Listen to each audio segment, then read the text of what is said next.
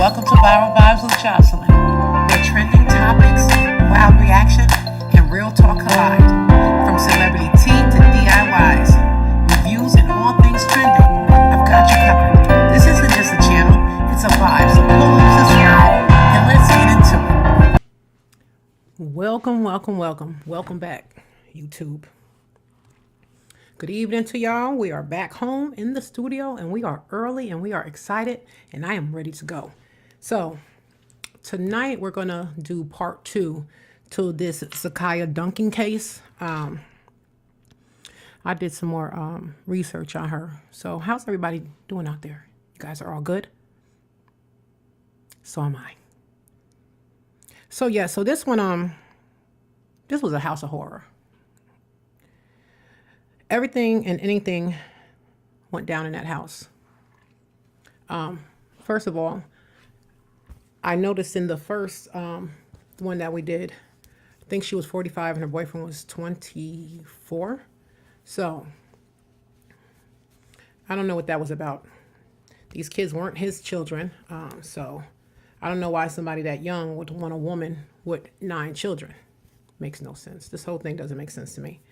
But so I hope you guys enjoyed the content from yesterday. It's a little emotional for me. I hate hearing about children being hurt and anything like that. So I just wanted to finish this and let's see where and what happened to her. So quickly, let's see, what did I find? Okay, so we do know that Zakiyah Duncan, she was convicted by a jury on 2 counts of aggravated assault of a family member causing serious bodily injury for abuse of her twin teen children. She was sentenced to 45 years in prison. Still ain't enough. In sentencing, the court emphasized the severity of the abuse. The twins escaped in October 2022 from a home in Cypress, Harris County, Texas, handcuffed, malnourished, barefoot, partially clothed, following years of alleged confinement and torture.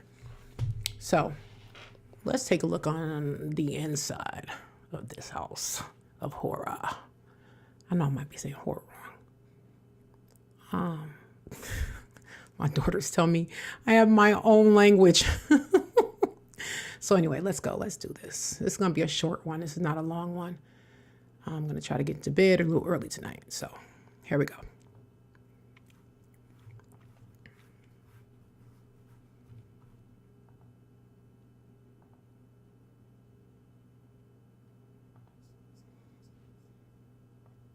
Influencer, it appeared she had it all. Big house, nice cars, happy family. In essence, she was living the American dream. But behind those carefully curated videos, there was something so dark and so sadistic that when the truth finally came out, it would all come crashing down. The backstory behind this TikToker quickly became known as the Texas House of Horrors. Without further ado, let's discuss the vile TikTok mother known as Zakiyah Duncan 5. Well, leading up to October of 2022, Zakiyah had been posting.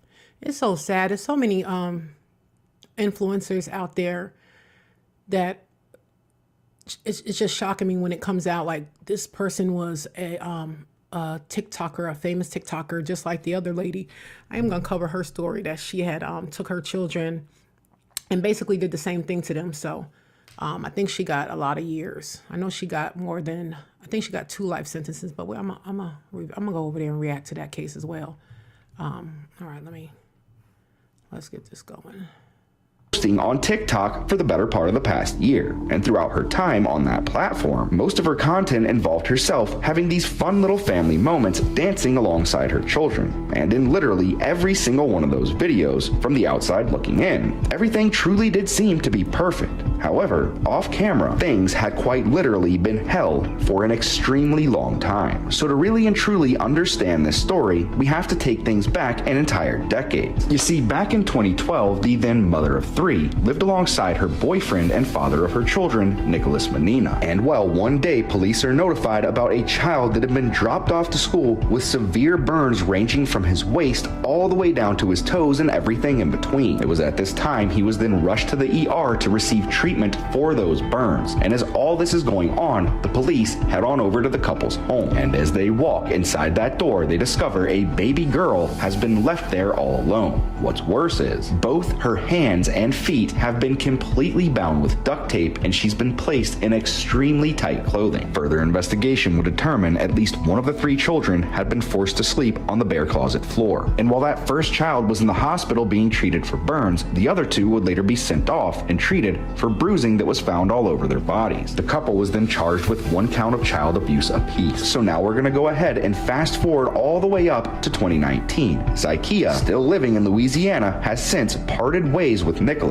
and is now a mother of 8. It was at this point she began dating a man by the name of Jova Terrell. Well, it was Exactly. That's what I was saying. Why was this boy with her? So she had 8. So he must be the father of the 9th. Let me check and make sure I'm being heard because. So she had 8. Okay, yeah, we're good. So yeah, so. Also, in October of that same year, Zakiyah was convicted of 1 count of cruelty to a child after she had completely deserted said child. However, since law enforcement was not able to publicly inform anyone about this case, news sources would go on to state they couldn't find any information about a child being removed at that time either. But as the following story began to come out, the answer to that question would quite literally be sitting in front of everyone's face. See, if we fast forward nearly 3 years all the way up to September of 2022, Zakiyah and Jova, along with her 7 children, had packed up and moved to a rather nice neighborhood in Cypress, Texas, meaning that during one of those 2 investigations mentioned earlier, a child was quite possibly removed from her care. Now, while it's unclear what exactly brought the family to Cypress, what is clear is Zakiyah began posting a lot more frequently during this time period, and a few of her posts would even hit a few million views in the process. But in every single one of these videos, only 5 out of her 7 children could be accounted for. And while yes, there could be a completely rational explanation for why she doesn't want them on camera or why the teen.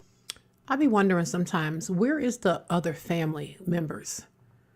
Where are the family members to question and to ask for these kids? And, you know, where's grandma? Where's grandpa? Where's auntie and uncles? Where cousins? Where's the cousins, you know?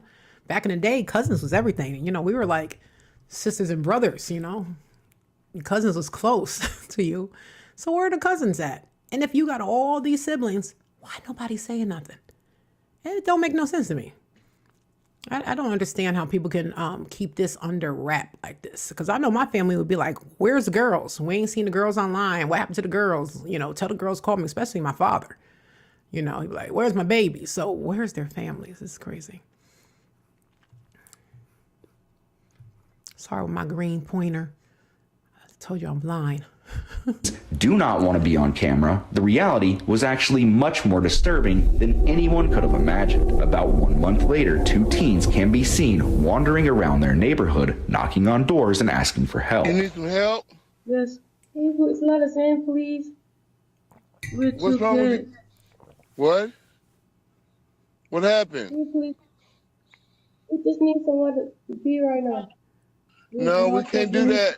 Now, this was well after 3:30 a.m. The boy and girl had escaped and started knocking on their neighbors' doors. And eventually, at around 5:45 a.m., a woman finally opens up her door and allows them into her home, locking the door immediately after they enter. And the first thing she notices is both teens are extremely malnourished, as well as having substantial scarring around most of their bodies. They also have extremely terrible fresh scarring around both of their wrists, as if they had just been restrained for an extended period of time. And when questioned about this scarring, the young girl takes out a pair of black handcuffs, places them on the countertop, and opens up about everything that had been going on. Zakiyah had been holding them captive, handcuffed in her laundry room. bound at the feet, and did not allow them to leave for any reason whatsoever, not even to use the bathroom. And when they finally had to take a bath, she would bring back in a bucket of dirty mop water for them to do so. What's more is these children were barely fed enough to survive, and when they were allowed to eat, often Zakiyah forced them to drink bleach, urine, and even drain cleaner. Now, if that's not the literal face of evil, I don't know what is. And this is the mugshot taken most recently from This lady was the devil. This lady was the devil. How can you do that to any human being? Not even just your children, anybody. This lady, ooh, Lord, they should have gave her the death penalty. this conviction. You see, when the two teens were actually taken to the hospital later that morning, police decided to stroll on over to Zakiyah and Jova's home, only to find that they had already packed up the remaining 5 children and fled the state. Okay. So I had to find out, why did she do this? This is what it says. It says Duncan testified that she believed the twins were a danger to her, other children, and had behavioral issues. She said their problem began after their father had left. She claimed the twins had allegedly sexually abused other children and that she isolated them for that reason. Now, it's so crazy because that Michelle Blair, it says Michelle, it's M-I-T-C-H, I think. It's not Michelle, it's Michelle. After she did what she did with her children, it came out later that she...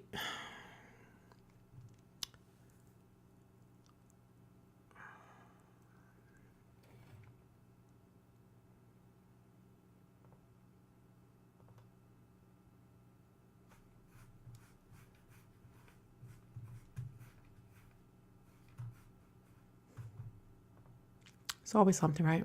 Literally, her first reaction after discovering they are no longer in that laundry room is to leave them behind. Well, newsflash, this would turn out to be the same 2 kids from back in 2012. It was later determined that they had in fact been removed from Zakiyah's care back in 2012, but for one reason or another, they were returned later on that same year. And throughout the course of that entire time, from 2012 all the way up until 2022, both of those 2 kids suffered the wrath of their very own mother in the form of some extremely brutal abuse. Well, just a few short days after the 2 teens had escaped, Zakiyah and Jova were apprehended during a traffic stop near LSU in Louisiana, and the couple has since been extradited back to Texas, where Zakiyah is currently being held on a $4.5 million bond awaiting her sentence. She is currently in the process of being charged with 1 count of injury to a child and another count of aggravated assault on a minor. You see, Zakiyah's original bond amount was $1 million.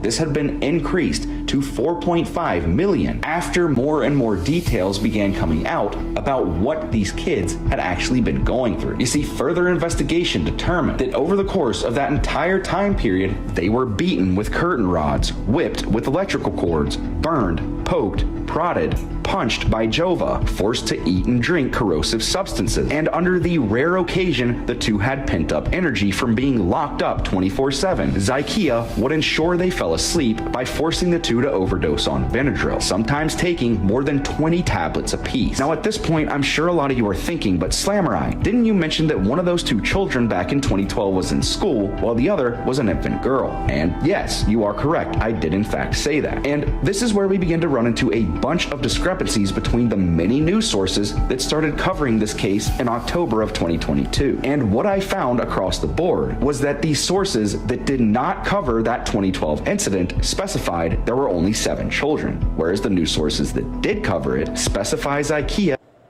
You know, the camera, it's been snowing here. It's really, really cold in Georgia. So I put the heat on and I think it overloaded the camera, heated the camera out, even though it's hooked to a dummy battery. But I'm learning, so I have to put the fan on it to cool the camera down. So, all right, just wanted to let you guys know that's where I was at. That's the price about going live. You know, if it's recorded, then I could edit. But unfortunately, I like lives. So I'm going to continue doing them until I perfect them. All right, let's get back to our story time. Now the mouse pointer don't want to work.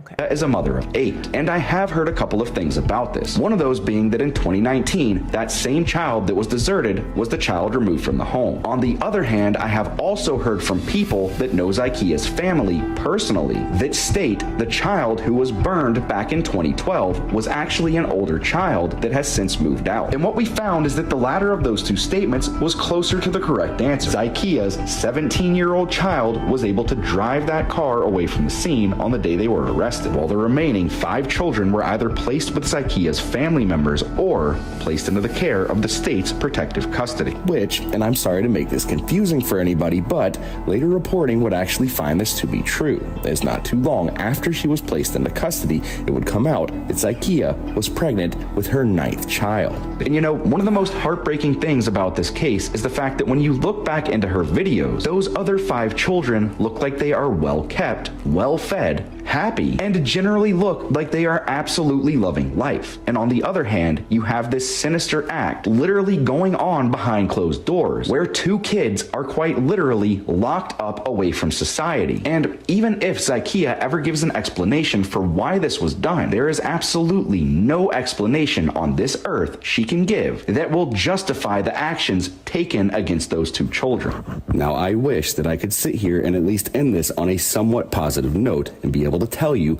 that they completely threw the book at this woman. But as of 2022, there has been no further reporting about Zakiyah's case. She is still awaiting her sentence at this time. Okay. So that's this case. So I did also found out that it said what the investigators found. It says the twins testified that the abuse they endured was systematic and brutal. Handcuffed to a dolly, confined to a laundry room, forced to drink bleach, urine, starved, monitored by cameras. Prosecutors were unable to substantiate Duncan's claims about the twins sexually assaulting their, I don't think I can use that word on YouTube, forgive me, YouTube, SAing their siblings. Okay, in court documents, the twins also described how their mother told them stop calling her mom and that she hated them. It appears Duncan believed she was protecting her younger children, but nothing has been found. The combination of her past child cruelty that she did have in Louisiana in 2012 and her newest claims suggest that she's just an abuser. That's it. So I told you guys this one to be a short video. I like to get my little 8 minutes or more in. So you guys be blessed. Have a great night. And hopefully I'll see you guys soon. I will be going out of town for a little bit. So I'll probably be streaming wherever I'm at. So anyway, so you guys be blessed. Thank you guys for joining me tonight.